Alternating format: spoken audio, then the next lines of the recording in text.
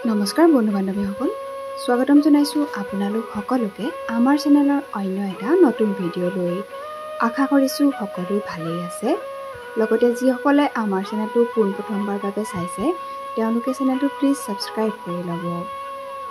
অসমৰ জনপ্ৰিয় অভিনেতা ৰাজকুমাৰৰ জীৱনলৈ আহিছে এক ভাল খবৰ। হয় বন্ধু বান্ধৱীসকল, আপোনালোকে ঠিকেই শুনিছে। বিয়াৰ কিছুদিন পাছতেই এই ভাল খবৰটি জনাইছে জনপ্ৰিয় অভিনেতাজনে। পিছে এই ভাল খবৰটোনো কি, এই সকলোবোৰ আপোনালোকক জনাম, গতিকে ভিডিঅ'টো শেষলৈকে চাই থাকিব বুলি আশা কৰিলোঁ।